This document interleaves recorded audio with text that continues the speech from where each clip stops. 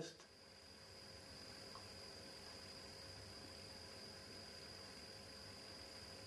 You know, and it is the poor, normal, Mr. and Mrs. Average that is called on to bear the burden of bailing out these rich companies who have been totally and utterly dishonest and who have scourged them for countless years.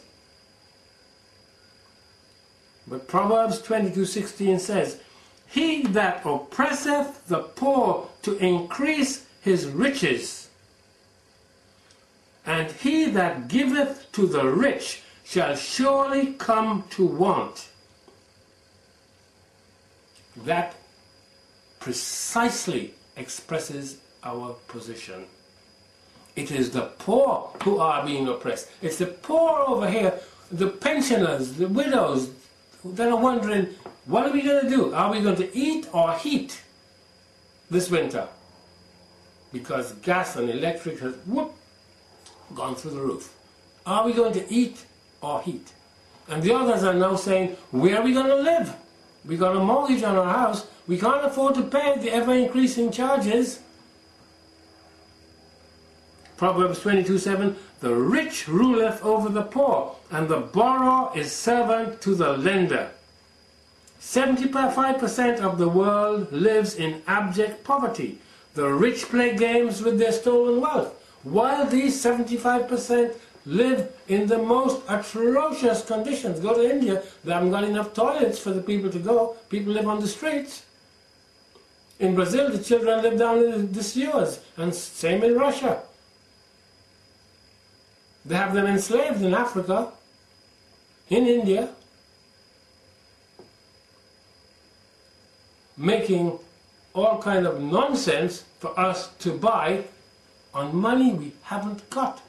And then we have to pay interest on this money for things that have been destroyed almost before we take them out of the packaging.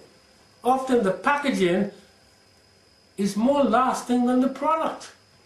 You ever tried getting something out of these new plastic packaging?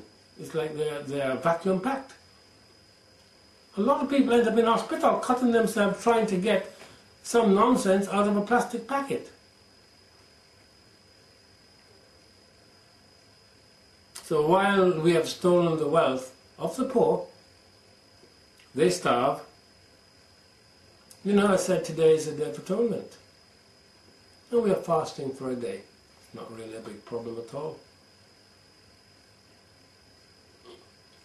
Just for one day we go without food. Just one single day. But it is estimated that 24,000 people die of starvation every single day. This evening after sunset I will make myself a drink and take my time and get something to eat.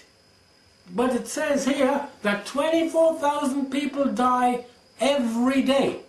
Worldwide, that's the estimate of starvation. And a further 30,000 die from incurable diseases.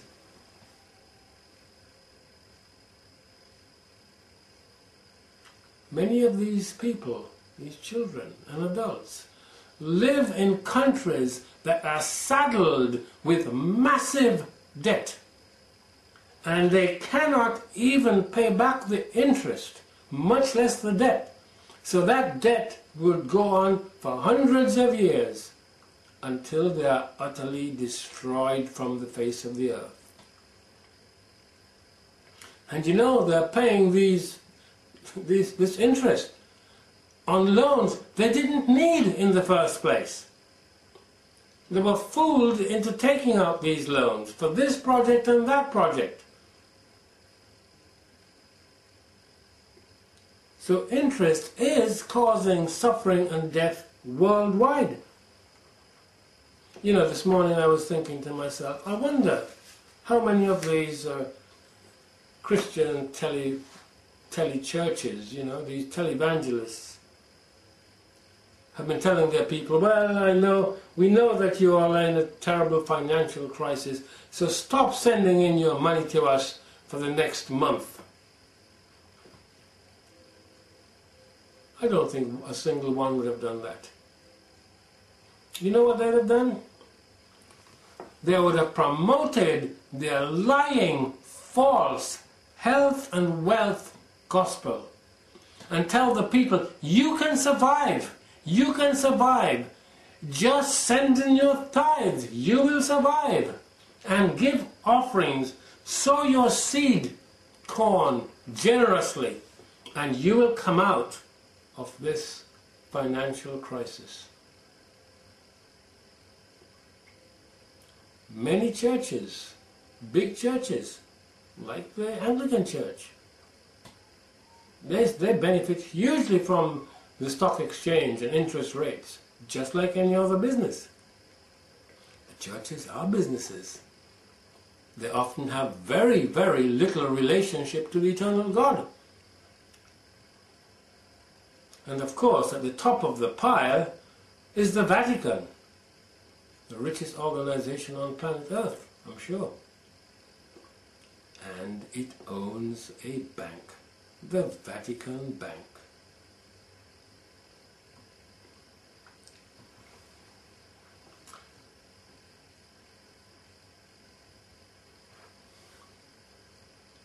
You know, money is certainly going to end up in the hands of the rich, and the poor will become poorer, whatever they might tell us. Don't swallow their spin. Spin is just a euphemism for lies. It's just another word for lies. Don't believe it. You tell me how many things that your leaders, political and religious, have told you that you can believe. Think about it. They said that hopefully the government will make some profit from these huge investments in 3 or 4 years. In my mind flashed, oh, the Iraq War, oh, weapons of mass destruction. Well, this is probably a weapon of mass deception as well. But we are going to pay. You know, just like how we stole the wealth and enslaved the people of other nations, and are still doing this to make every conceivable thing for a couple of dollars a day, we are now fully enslaved to a debt system, a system of debt. And there isn't a single terrorist in sight. You know, the British government hasn't hidden the fact, we have to be truthful about this, they haven't hidden the fact that this bailout of 400 and something billion pounds is going to cost each individual, man, woman and child in the United Kingdom, £16,000, which of course will have to be paid back with interest. I suppose this is somewhat of a blessing, because when I heard the figure, living in England, I thought that that was $1 billion as defined in Britain, $1 million. If it was $1 million, it would be several million pounds per person. Fortunately, although we live in Britain, it seems as if it is an American billion, which is only 1,000 million.